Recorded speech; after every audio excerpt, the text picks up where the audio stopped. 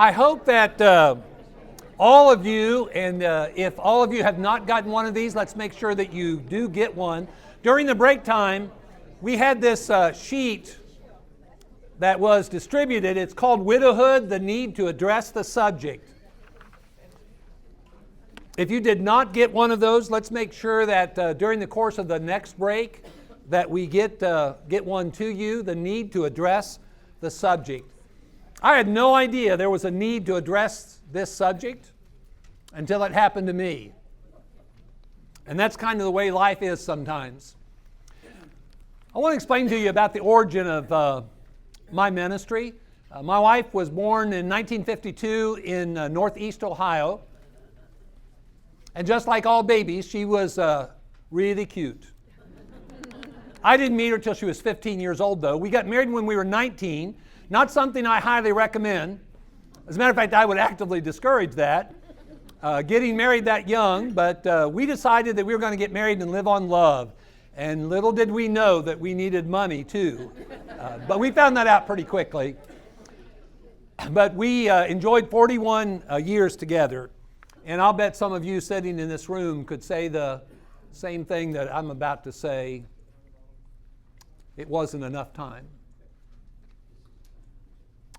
It never is. No matter how many years, it never is enough time. We were blessed with 3 daughters. All 3 daughters are faithful members of the Lord's church. One lives in Smyrna, Tennessee. She attends the Laverne, Tennessee church and is very active with the church there. And as a matter of fact, she is fixing to get hitched on June the 24th. And we're going to be having a celebration of love within the family, and we're looking forward to that. I also have a daughter who lives in Villa Rica, Georgia, about 10 minutes from me. I moved to Villa Rica, Georgia from my previous place of residence because of my 3 granddaughters who live there. They happen to have 2 adults that live with them, but they don't matter. It's the 3 grandchildren is the reason why I live there. Those adults they live with are okay. And then my other daughter lives down in Gainesville, Florida, and there are 2 grandchildren down there. Now, they were raised right. Their shirts say, God first, family, then the Ohio State Buckeyes. I was born in Columbus, Ohio, so I am a big fan of the Ohio State Buckeyes. The third son-in-law is coming into the family on June the 24th, and he's also been told about his responsibilities on the board of directors. We have a, quote, board of directors, unquote, with this ministry, and it's my family. The Widowhood Workshop Ministry is my family's passion project. My 3 daughters, my 2 sons-in-law, and the one who's coming into the family, my 5 grandchildren, they're all involved in this ministry. They all have different things that they do. Some are involved with the Facebook part. One is vice president for travel. We have one who's the accounting person. We have a webmaster, but every member of the family is actively involved in this ministry. And basically what we want to do is 2 things. We want to educate, we want to encourage. We live in a grief illiterate society, and so we're really striving to educate. We're also striving to encourage those who are struggling with loss. But it is our family's passion project. We were blessed with 5 grandchildren, and this is several months after my wife passed away. This was Mother's Day, and this is where my wife is buried in her hometown in Dover, Ohio. Can you imagine laying in a hospital bed and not being able to raise your arms to hug your grandchild? This was at the Legends restaurant in Smyrna. We celebrated my wife's 60th birthday. And she passed away on Christmas morning of 2013 at 9:40 in the morning. She was diagnosed with Parkinson's disease 8.5 years before her death, and she had a very steep decline for a Parkinson's patient. Most Parkinson's patients live 20 plus, even 30 plus years after their diagnosis, and Parkinson's disease does not take their life typically. In her case, it did take her life. The Parkinson's disease got into her respiratory system and she just quit breathing, just like the doctor had predicted on July 14 of 2013. I remember him telling me that in the hallway at the hospital before I took her home from the hospital for the first time. What we're going to be talking about is the state of a person who's living after the loss of their mate by death. We are a minority, 6% of the population typically, but 65 years and older, you're looking at 1/3 of the population. Now brace yourself for what's coming. Statistics sometimes can be boring. Some of these statistics are shocking. If you take just the females in the 65-year and older category, 37%, well in excess of 1/3, are widowed. 12% of the men over 65 years are widowed. If you drop that number down to 55, almost 1/3 of the women in our country, 55 years and older, are widowed. 9% of the men. I was amazed when I saw this number, 20 million. There are 20 million widows and widowers in our country. And I can't help but wonder what is being done to help them, given the uniqueness of their life after loss. Every year, over 1 million people lose their spouses. 6% typically are under 44 years old. I was in Medina, Ohio, and did the second ever Widowhood workshop there. And when we got to this one session, I asked everybody, give me something that you would relate to widowhood. When you think of widowhood, what do you think of? And Denny was sitting back in the corner on the right-hand side, I remember. And Denny raised his hand. And I'd had Denny at camp for years when he was a high schooler. And now he was married and had a wife. And his wife was diagnosed with cancer, as a matter of fact, at this time. He raised his hand and I spotted him. I said, okay, Denny, you get us started. When you think of widowhood, what's one thing that we relate to widowhood? He said, old. I said, yeah, Denny, we do associate old with widowhood, but you don't have to be old to be widowed. I can take you over to West Tennessee and introduce you to Brittany, who in her 20s lost Bradford, who was driving in a car in Trenton, Tennessee. She woke up one morning after a little over 1,300 days of marriage. She woke up one morning married. She went to bed that night widowed. I can take you up to see Tandy up in West Kentucky. And I can take you to talk to her. She came home one day, put her purse on the washer and dryer like she typically did. She walked down the hallway, found her husband in a pool of blood. He had taken his life. I can take you over to Raleigh, North Carolina, and you can meet Brene. Brene, in her late 20s. This was Thanksgiving evening a couple of years ago. Her husband was a patrolman, and he was in a high-speed chase, and the car ended up in a culvert ditch. He lasted a few days. He died. Can you imagine, 29 years old and being widowed? Cynthia and her husband lived just literally a couple of miles north of where I did in West Tennessee, and they owned a big farm. And if you know anything about Crockett County, Tennessee, population 14,600. I lived in Murray City, Tennessee, population 650. It reminds me of Hee Haw, that section where they did Murray City, Tennessee, population 650. Salute. Remember that section of Hee Haw? Her husband went out to do some welding on a truck, a diesel truck, a truck that had a diesel tank on the back that was used to go out and fuel the equipment out in the field. And he went to welding on that diesel truck. It had 75% diesel fuel in it, 25% fumes, which was not a problem. But what he didn't know, there was a pinhole leak in that tank.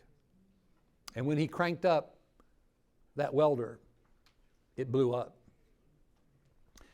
It blew the building up. It blew his body out of the building.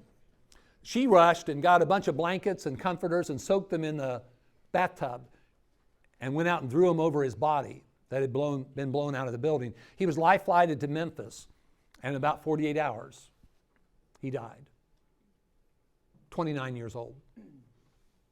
This was October, and the cotton crop was in the field. You talk about stress. Not only dealing with the loss of her husband, but the burden of that business and the crops in the field. I was so proud of those farmers in Crockett County, Tennessee. They came to her rescue.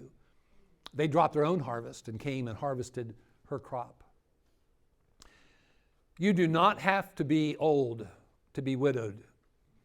As a matter of fact, the number one qualification for being widowed is to be married. That's the first step. When you say, I do, you put yourself at risk of being widowed. I've been noticing, now I just turned 69 years old in January, and what I've been noticing here lately, I'm a slow learner, but what I've been noticing is 1 out of 1 dies. Nobody gets out of this life alive. And when 2 become 1, somebody's going to be left behind if they stay married. Now, what are we doing to help prep married people for transitioning from being married to being widowed? Because it is going to happen to one of the two. If I'm going to experience a storm, I'd like to prep for it. Now, even prepping for it, I'm still going to incur a lot of damage. But I'd a whole lot rather be prepared than not prepared at all to go through a storm of life like loss. This is something that we need to be talking about, especially with our married folks. 78% of the widowed are women. In the United States of America, 75% of married women, 3 out of 4, 75%, this is from the U.S. Census Bureau, 75% of all married women are going to experience widowhood.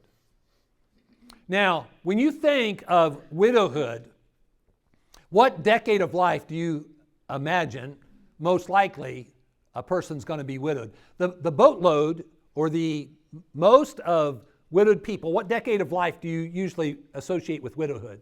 Anybody? 70s? 80s, 70s and 80s? 60s? Do you know what the average age of a female in our country, the average age of a female in our country who's first widowed, the average age is 57. Now, to drive that number down that low, when you've got a boatload of people in their 60s and 70s and 80s and 90s losing their mates, to drive that average number down to 57, you've got to have a lot of people younger losing their mates. It can happen to any married person at any time. You know, I know that this is not a popular subject, but I really do think in our marriage seminars, that we conduct, in our marriage and family workshops that we have, that we provide in the brotherhood, in our communities, I think it'd be good for us, not just to deal with life and love, but also deal with the reality of loss. Because even in the ceremony, twice we hear that phrase, until death do us part. What then? It might be good to think about it ahead of time. There is a reason why most of the books written about widowhood are written about women losing their spouses. It's because there's not a big market for us fellas, because we are even a minority within a minority. Anytime that a local church starts a local widowhood ministry, which is one of the things that the Widowhood Workshop Ministry does, you've got to realize that you're going to be dealing with primarily, you're going to be dealing with females. But getting those males involved who are widowed is really important to provide some spiritual leadership in that local ministry. But the vast majority of the widowed people, the highest percentage, are females. Now, here's the reason why. Well, there's actually 2 reasons why, and I'll put a spin on both these facts. Fact number 1, women live longer than men. The lifespan of a female is longer than male. Now, my spin on that, the reason why women live longer than men is because we treat you all so good. So that's partially our fault. Okay, number 1, women live longer than men. Number 2, statistically, women have a tendency to marry older men. You women are on the hook on that one. See, that's your fault. If women are going to live longer, and then women marry older men, that's going to create a lot more females than males who live after loss. Can you imagine 245 million? Sherry Blair, you remember Tony Blair from the UK years ago? This is his wife. They estimate about 240 million women. About 115 million of them live in abject poverty. You want to read something that will really shake you up. February 2017, National Geographic has an article. February 2017, National Geographic has an article about the widowed in India. It'll cut you to your heart.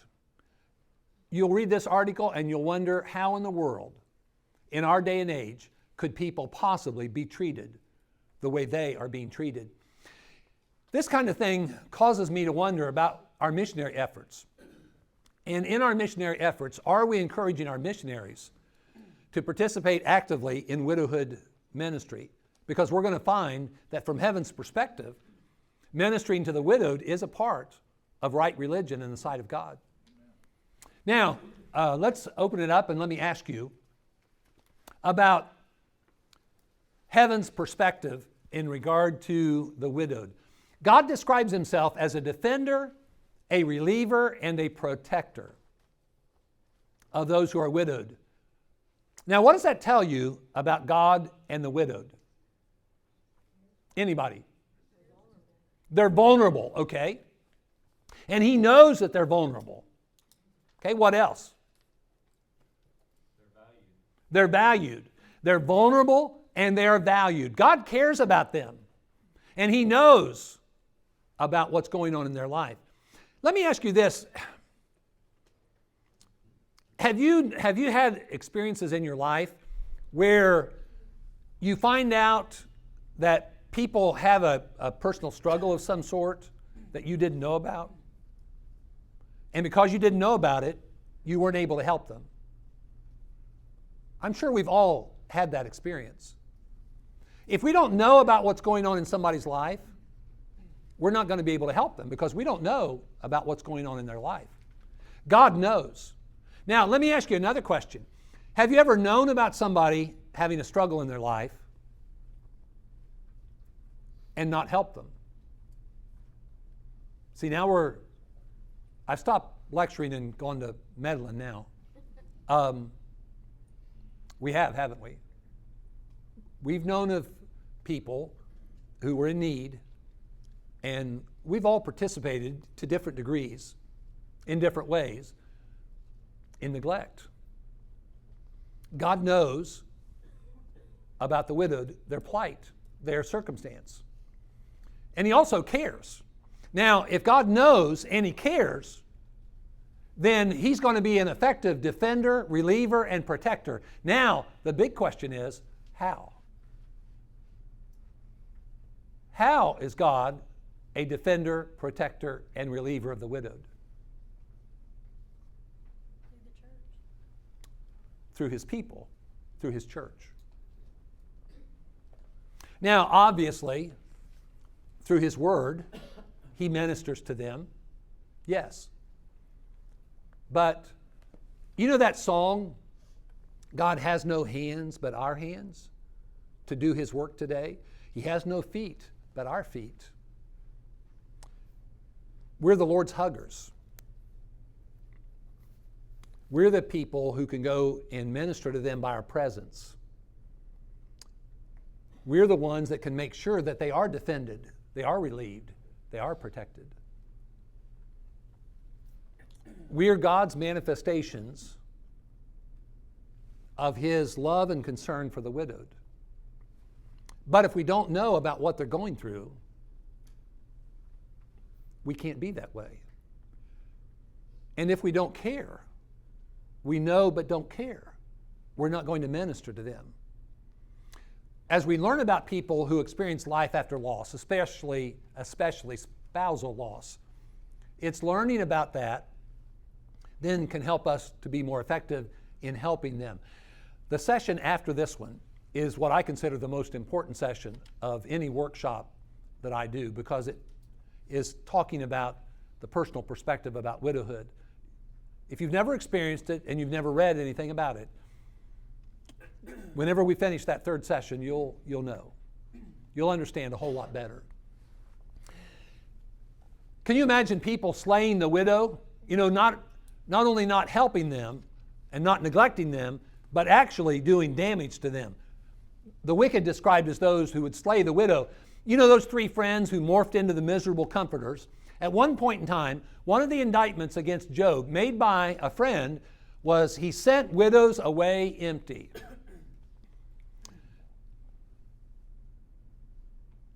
They had the theory of retribution ingrained in their thinking. Suffering was directly related to personal sin. If there was personal sin, there was personal suffering. If there was a lot of personal sin, there was a lot of personal suffering. So, in light of that, they accused him of different things, and one of the things was he had the gall to be so heartless and so callous that he would send widows away empty. In Deuteronomy 24, you've got the Israelites to the point where they're at the Jordan River. Moses is going to die. They're going to cross the Jordan River. They're going to go into the land of Canaan, the promised land eventually. And before Moses dies, God has Moses talk to the people in Deuteronomy 24 not about military strategy. That's what I find interesting. He doesn't talk to them about military strategy. When we cross the Jordan River, we're going to get out our cruise missiles. When we cross the Jordan River, that's where we're going to start doing air raids. He doesn't talk about military strategy. And the military challenge is going to be awesome. It's going to be great. But what he talks to them about is what he wants them to be and how he wants them to behave. Now, I want you to listen to this in Deuteronomy 24, starting with verse 17. You shall not pervert justice, do the stranger or the fatherless, nor take a widow's garment as a pledge. 3 life circumstances, often linked together in Scripture. Sometimes 2 out of the 3, often all 3 together. You shall not pervert justice, do the stranger, some translations say foreigner, or the fatherless, some translations say orphan, nor take a widow's garment as a pledge. Now, what do the stranger, the fatherless, and the widow have in common? Why would those 3 that are unique within themselves, why are those 3 linked together? What's in common with those 3? They're alone. They're vulnerable. They're in a uniquely difficult life circumstance, all 3 of them. Now watch as I read through this chapter. After he tells them about not perverting the justice in regard to those 3 life circumstances, but you shall remember that you were a slave in Egypt, and the Lord your God redeemed you from there. Therefore I command you to do this thing. When you reap your harvest in your field and forget a sheaf in the field, you shall not go back to get it. It shall be for the stranger, the fatherless, and the widow, that the Lord your God may bless you in all the work of your hands. When you beat your olive trees, you shall not go over the boughs again. It shall be for the stranger, the fatherless, and the widow. When you gather the grapes of your vineyard, you shall not glean it afterward. It shall be for the stranger, the fatherless, and the widow. And you shall remember, here's a second time he says this, and you shall remember that you were a slave in the land of Egypt. Therefore I command you to do this thing. He identifies these 3 vulnerable life circumstances, these very difficult life circumstances, and he says, look, remember when you were in Egypt, you cried out to me for help. You were in a difficult life circumstance. I heard your cries. I not only heard your cries, I responded to your cries with 10 terrible, miraculous things. I brought you out of the land of Egypt because I cared about you. I had compassion for you in your difficult life circumstance. Now you go out and be that way with the stranger, the fatherless, and the widow. He tells them, here's how I want you to be, and here's how I want you to behave, with a strong emphasis on compassion. In Isaiah chapter 1, we just don't have the time to do as much of this work as I would like to. In Deuteronomy, or in Isaiah chapter 1, read that chapter and note in that chapter how that the people of God have become so bad that they're compared to Sodom and Gomorrah. And one of the things that God has Isaiah tell them is, look, y'all have been observing the festivals and the feast days and the Sabbaths and the sacrifices, and I'm up to here sick of it. I don't accept it. And Isaiah explains why to those people God's not accepting all of their ritual efforts. Because you've perverted justice. In the list of things that they've not done was pleading for the widowed. They had neglected to be compassionate for people who were struggling with difficult life circumstances. And Isaiah, at the direction of God, tells them, I hate your feasts, your festivals, your prayers. I'm not listening because you're not listening to me. You know, sometimes we can make coming to church, and coming to church is a very important part of being a Christian. But it does not replace being who we ought to be and behaving like we ought to behave between church services. That was true in the Old Testament with that covenant relationship through Moses' law. And it's true today through the blood of Jesus and our covenant relationship with God. In Jesus' day, one of the indictments that he levied against especially the Jewish leaders, they not only neglected the widowed people, they took advantage of them. Frankly, I'm not sure what it means to devour widows' houses. I just know it ain't good. That can't be good. They're taking advantage, they're abusing them instead of being a blessing to them. That's not heaven's perspective. See, the widowed are close to the heart of God because their life is unusually challenging. In Acts chapter 6, after you read those first 5 chapters, and it's just such a glorious story. As a matter of fact, I call the book of Acts a thrilling story of a thriving church. It's amazing. And the church just grows, and there's adding and there's multiplying. And then you get to Acts chapter 6.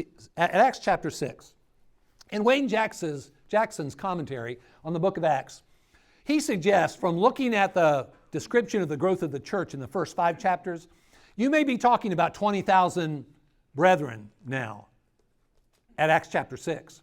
Now, do you know what you have when you have 20,000 people together? Do you know what you have when you have 20,000 people together? You got a mess.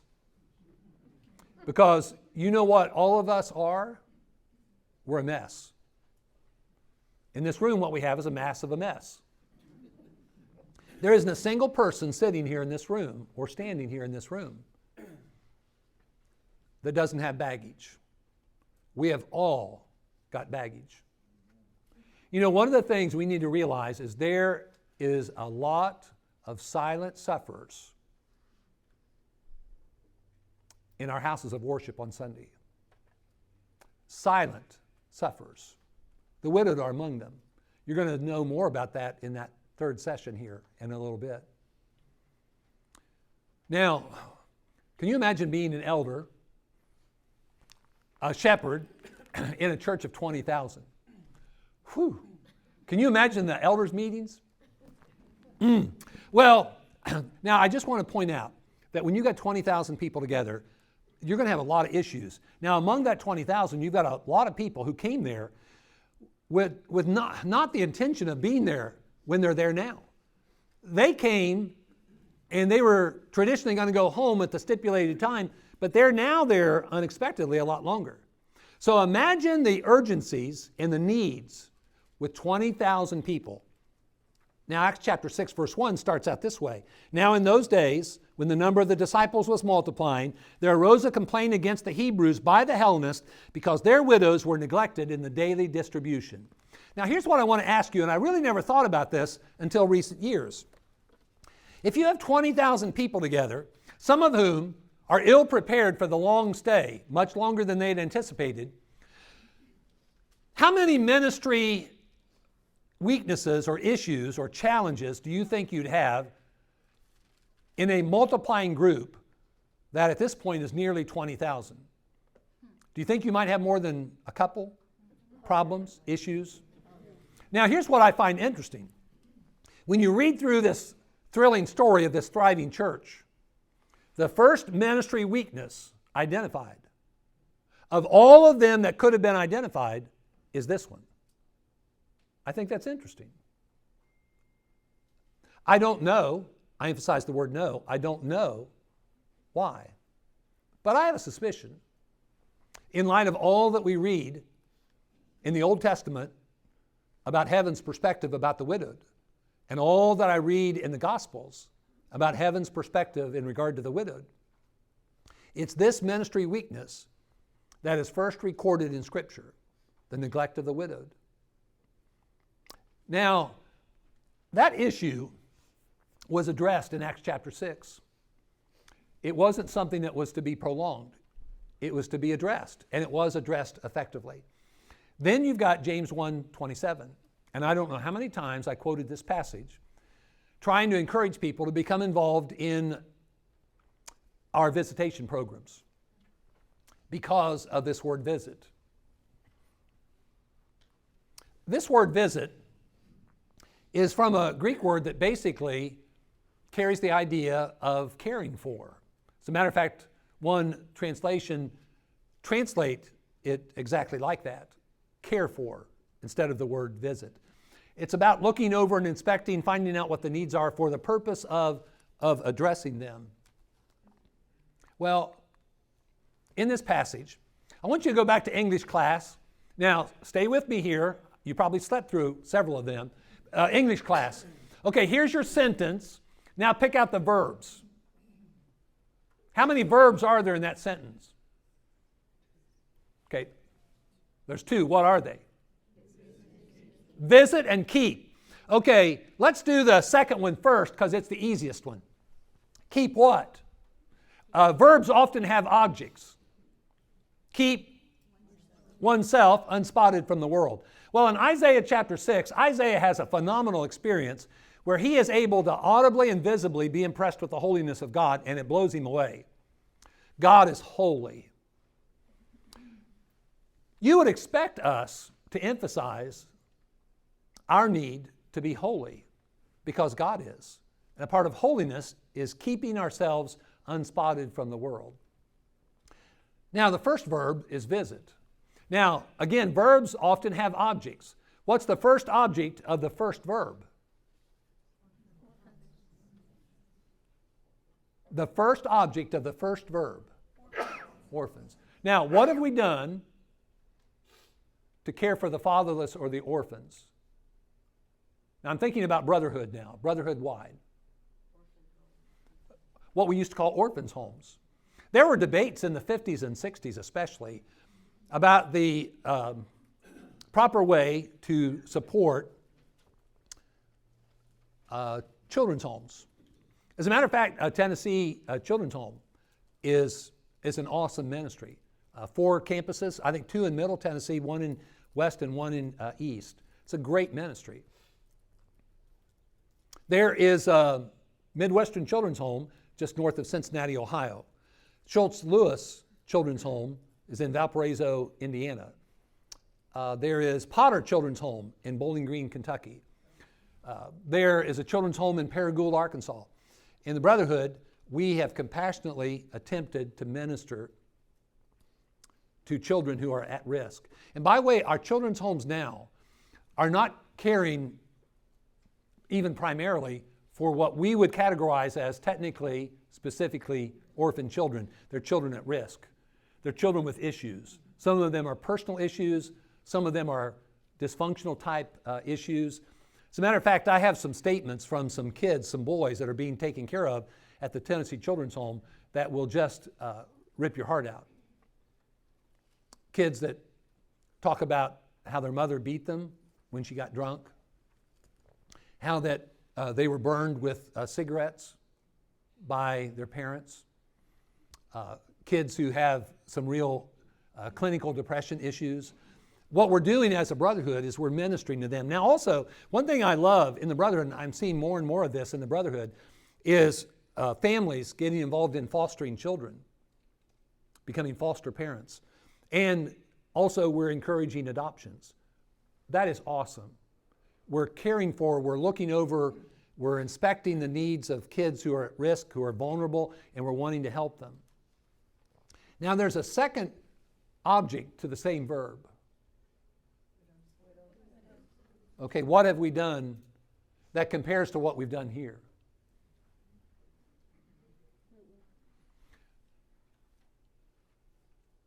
My come to Jesus moment was about 3 weeks after my wife passed away. This was mid-January of 2014. And I was sitting there in an empty house on a cold January night in Northeast Ohio, and I just blurted something out. It just came out. I've never had this happen to me where I've just blurted something out spontaneously. I said, "What's wrong with me?"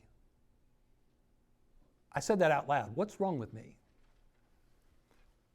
That same night, I got my laptop out and started looking for help, ministries for the widowed. You know what I found? Virtually nothing. And I thought, wow, if I'm this big a mess, and I'd studied about grief. Now, I'd never read one book about widowhood. That was my critical mistake there. I'd not read one book about widowhood. I'd read a lot of books, read a lot of articles, had done a lot of research, had taught a lot of classes about dealing with the struggles of life and specifically about grieving. But boy, I was ignorant about spousal loss. And it did a number on me. I thought somebody ought to do something. If I'm this big of a mess, then I'm kind of thinking that there might be some other people that are as messed up as I am and maybe worse. One of the things I did was I called the Catholic hospital that provided the hospice service for my wife for about 5 months. I called them to get into a grief support group. I thought after years of encouraging people who had experienced loss to get involved in grief groups, it would be good for me to start practicing what I preached. So I called the hospital and I inquired about getting involved in a grief group, and they said, "You can't." I said, "I can't." They said, "You don't qualify." I don't qualify. I'm a mess. I need help. It's January. My wife died on Christmas morning a few weeks ago, and I can't be a part of your grief group. I was being a little cathartic there, expressing myself. They said, "Yeah, you have to be 90 days out from your loss." Now, at the time, I resented that. Now I understand it. I was in no condition to be in a grief group. I wouldn't have heard anything anyway, and I certainly wouldn't have been any positive contribution. You just need to learn to keep breathing first before you can be prepped to be receptive to anything that might be helpful to you. On the 91st day, I think it was, I got in the group. As a matter of fact, that's where I found the book. I was introduced to the book Tear Soup, which is one of the books on the display counter over here. Very good, thoughtful, reflective book. A good book to read to children, as a matter of fact, Tear Soup. But I found that there wasn't much available to be of help to the widowed, and I thought somebody ought to do something, and I got to thinking, well, why not me? And then I sold my daughters. Hey, why not us? In 1 Timothy chapter 5, one of the things that's interesting is that the first line of ministry for the widowed is not the church. Just like the first line of ministry for children is not the church. Now, that doesn't mean we shouldn't have youth ministries, because the way I look at it is if anybody needs help, it's parents of children nowadays. They need help. And so what we're doing in the church is we're providing youth ministries to help the parents with their tremendous responsibility to rear their children in the way of the Lord. So we're helping them, we're encouraging them, we're assisting them. I think the same sort of philosophy ought to be the case with local churches in regard to the widowed. The first responsibility of ministry to the widowed is the family. But let me ask you to think about this. If the family doesn't know that it's their responsibility, or if they know it's their responsibility, but they don't know what their widowed people in their family are going through, are they going to effectively minister to them? In 1 Timothy chapter 5, verse 3 begins, honor widows that are really widows, or widows indeed. The idea of honor is care for. It's in the present tense there. In other words, you're actively caring for on an ongoing basis those who are really widows. But if any widow has children or grandchildren, let them first learn to show piety at home and to repay their parents, for this is good and acceptable before God.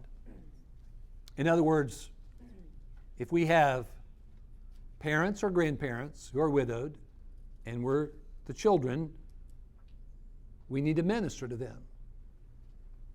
As a matter of fact, verse 16 says in that same chapter, if any believing man or woman has widows, let them relieve them, and do not let the church be burdened, that it may relieve those who are really widows. In other words, there are some who don't have that first line of ministry. There are others who have that first line of ministry, but those who have that first line of ministry, do the families know about how to minister to them? I think W.E. Vine was right. As you read through this particular section of Scripture, he says there is an intimation of the tendency to shelve individual responsibility at the expense of church funds. I don't know how many times I quoted verse 8 in this chapter out of context. Now, verse 8 says, and I know you've heard this passage before, but if anyone does not provide for his own, and especially for those of his household, he has denied the faith and is worse than an unbeliever. I've quoted that passage many times, encouraging men to quit being so lazy, get a job, and support their families. That's a secondary application at best. The primary application, the context is talking about the widowed. But if anyone does not provide for his own who? His own what? All the verses prior to verse 8, and all the verses after verse 8 are talking about the widowed. In context, he's saying, but if anyone does not provide for his own widowed parents or grandparents, and especially those of his own household, he has denied the faith and is worse than an unbeliever. In other words, first and foremost, it's the responsibility of the family. When my dad passed away, though, I didn't understand what my mom was going through. I remember sitting with her in her rehab room after rehab one day. I'm the second of 4 boys. The best thing that can be said about my mother was she never spent a day in an insane asylum, despite the fact she raised 4 boys and could live to tell about it. We were not good boys. I was sitting in the rehab room with her, just her and I. Quiet, just like this. Listen to the quiet. She said, I wish I would have had a daughter. Now, usually my mouth is in drive and my brain is in park. And so I can often say things that I kind of have to take back or keep talking to change what I said and try to morph it into something better. On that particular occasion, God blessed me with self-control. So I just sat there. She didn't say anything after she said that. There was a few moments of silence. So let me do this for you. I'll recount it right here. I wished I would have had a daughter.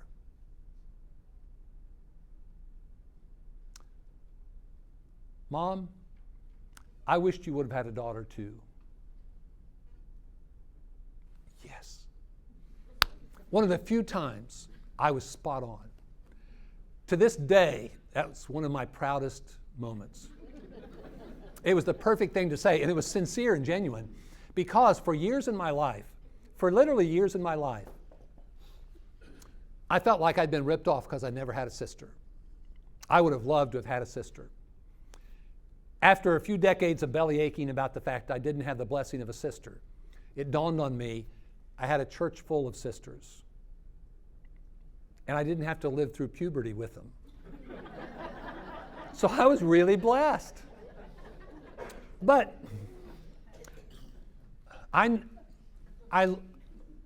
the reason I said what I said to my mother was I knew what she was talking about.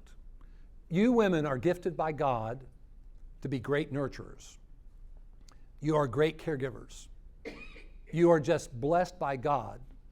Now, us guys can be, but we just got to work a lot harder at it. But I understood what she said. What my mother needed most, I didn't understand. Oh, I do now. One, because of my experience, and two, because of all the books I've read about widowhood.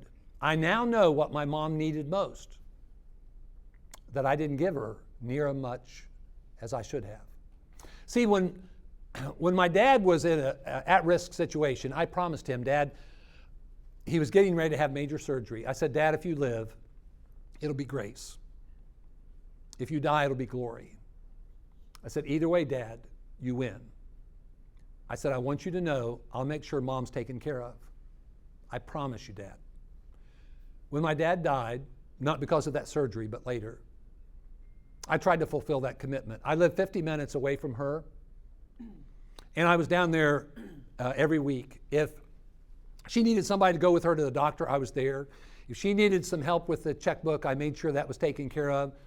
If she needed anything, I made sure that her needs were taken care of, and I went down there every week, and I mowed her lawn, and her lawn was the best looking lawn on her street.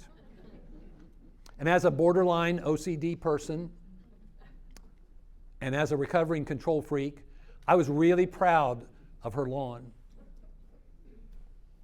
But you know what she needed most? She needed me.